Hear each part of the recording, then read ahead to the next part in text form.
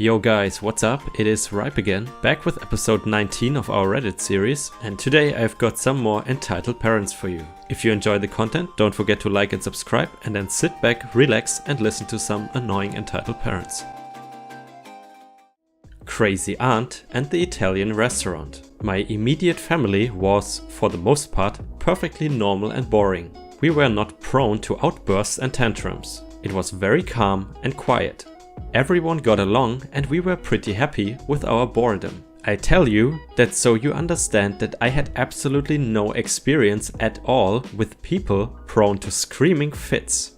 You should also know that I suffer from a case of terminal morbid curiosity. I also don't give a crap, never did and never saw the fun in it. This happened when we were visiting for great auntie's funeral. I was 12 years old and the crazy aunt insisted that we all go out to the dinner at her favorite Italian restaurant. It was just the best, she said so, and she was never wrong. The gimmick here was a little flag of Italy on the table.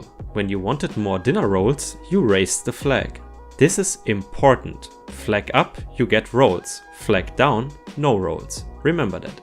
The 6 of us are seated, they take our drink order and bring the bread basket. The cast has a new member, the PU, poor uncle, for my poor long-suffering uncle who will one day be made a saint for being married to crazy aunt for over 20 years.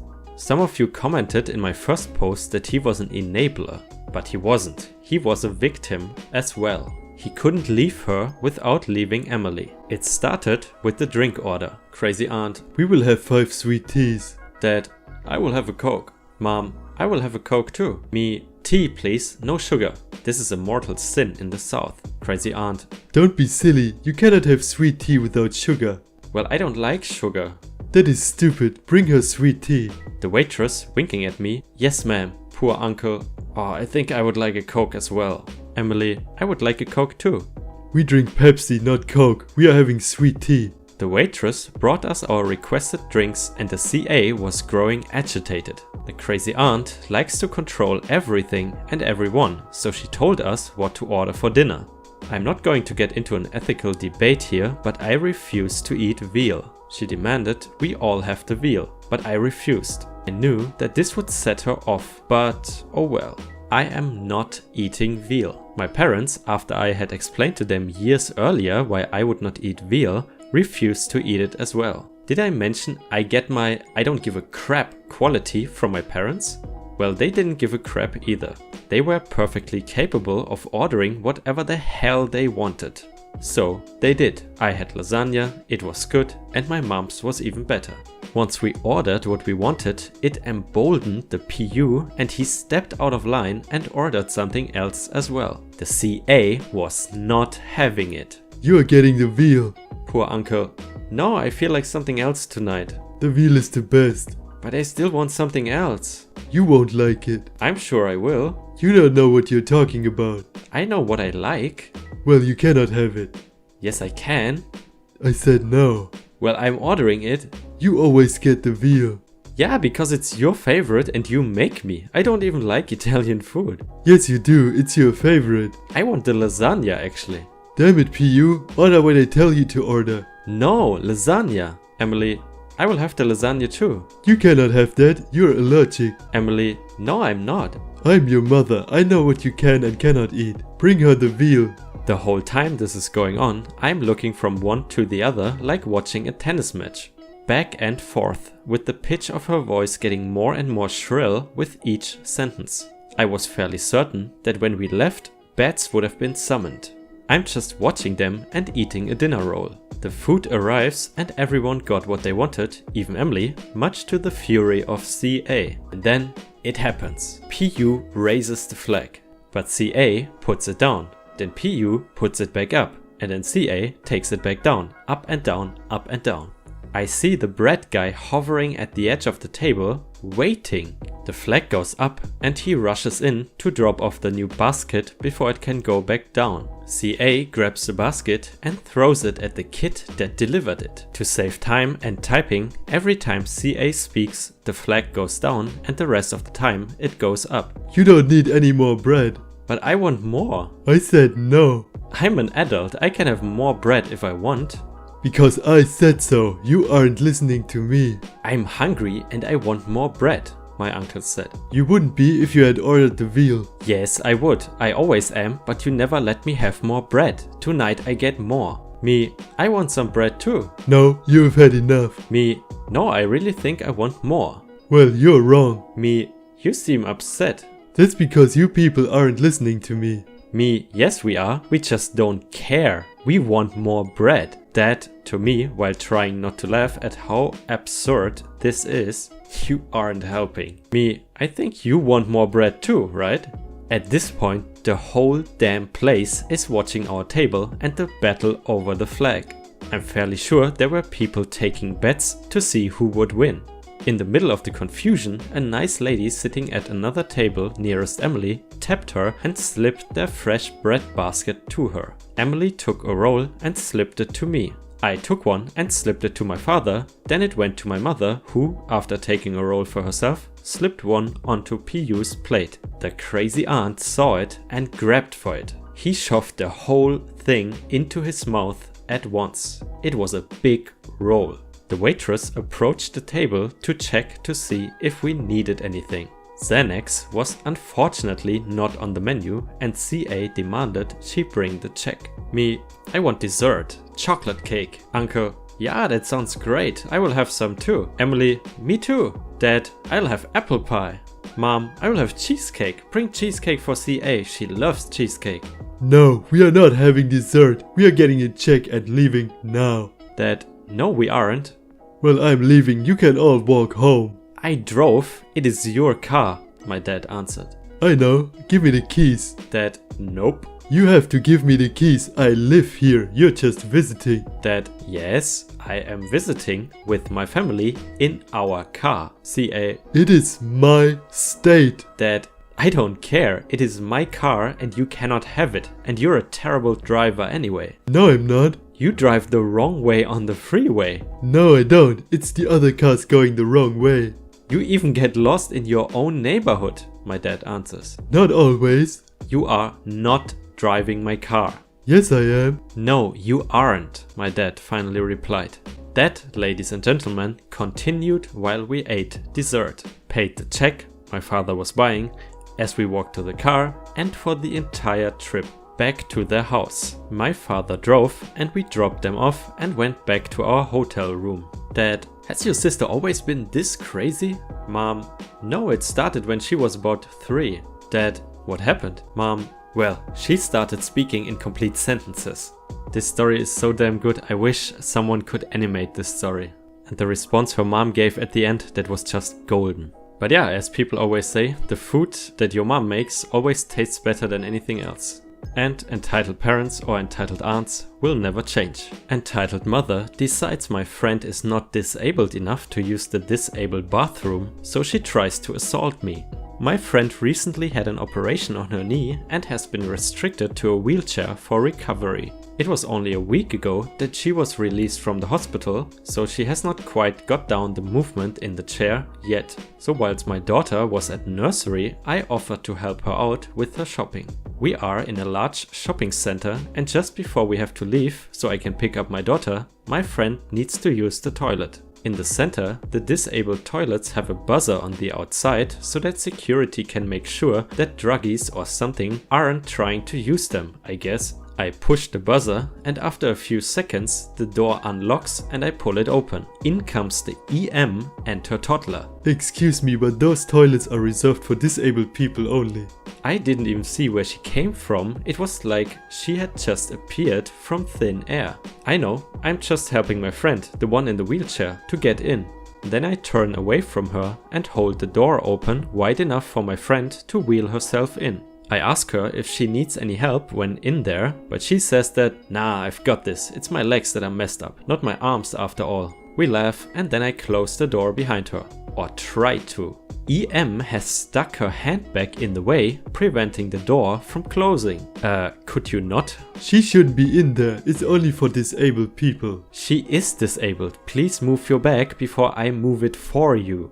How dare you, don't you? Are you disabled? Do you need to use this toilet? Or are you a doctor able to tell if someone is disabled with a single look? If the answer to any of that is no, then get lost. I will not say it again. Leave now or I'm calling security. This EM then tries to hit me with her handbag in my stomach. Now I'm not exactly showing much, but I am pregnant, so I kinda flipped out. So I called the police. After all, she just tried to assault me and my unborn child. The door to the toilet finally closes and my friend is now able to pee in relative peace. Security watches a camera above the toilets so they can see who needs the facilities and bust them in.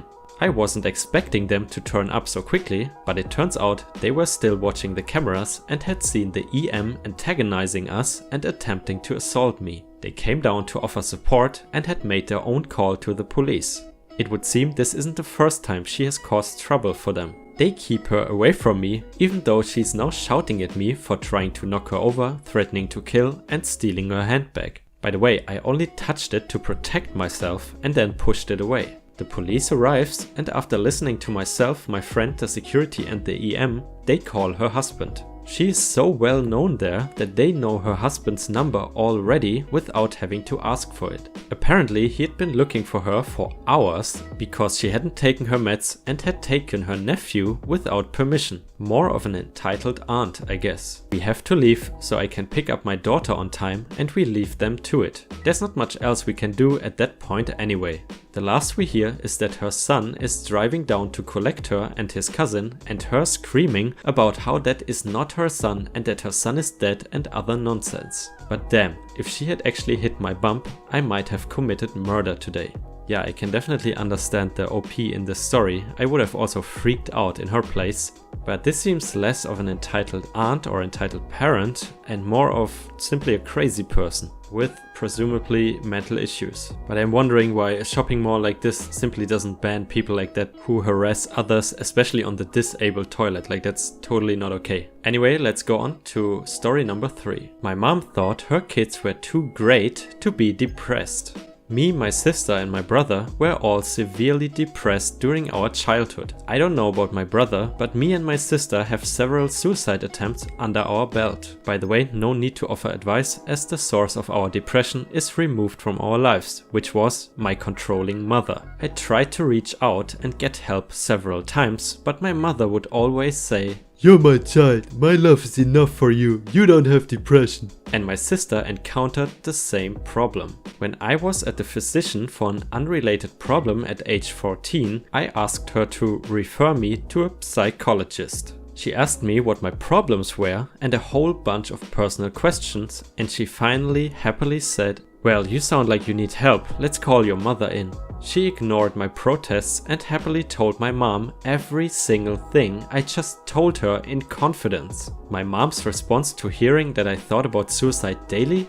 "No, she's my daughter, she's perfect and she doesn't need help." And then she dragged me out of there, and every time I tried to talk to her about my feelings, she would say something like, "Your life is perfect, you have the perfect mother, you have nothing to feel sad about." And dismiss me. At age 17, I tried again to get a referral. A physician insisted on my mother's approval, and my mom again told her that I'm too perfect to be depressed. At age 19, I finally didn't need her approval anymore, and I got proper help, got diagnosed with depression, autism, a burnout, and other things.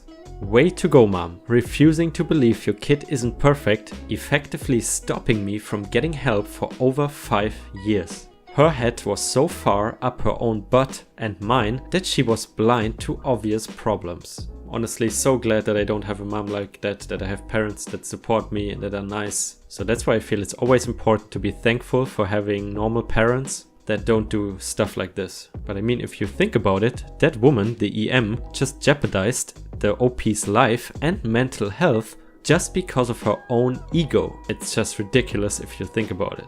Anyway, that was the entitled parents part of today. Let's move on to something more wholesome. The bonus part today is from r/wholesome stories, which serves as a nice contrast to this dark Entitled Parents story. Wholesome religion. My friend and I come from two different religions. We both go to a Catholic school and she's a practicing Catholic while I am an open and non-argumentative atheist. This morning wasn't a good morning. I had just had a fight with my mom and I was hiding in a bathroom stall, crying for the first 10 to 20 minutes that I was there before the class started. And I like to get there really early to mentally prep myself for social interaction. My friend was at her locker already, which happens to be near mine. She asked if I was okay, which she always does because she's such a loving person, and I burst into tears again over what had happened this morning. She came over to me and hugged me and tried her best to make me feel better, which I genuinely appreciated. She even asked if I wanted her to pray for me.